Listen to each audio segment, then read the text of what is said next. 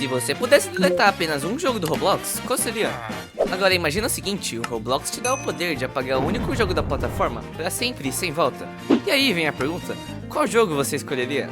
Bom, talvez no calor do momento você acabe escolhendo um jogo que você não goste, tipo o Grow Garden ou algum jogo de Brainrot, que são odiados por muitos. E na hora até parece uma boa ideia, mas depois você provavelmente vai se arrepender.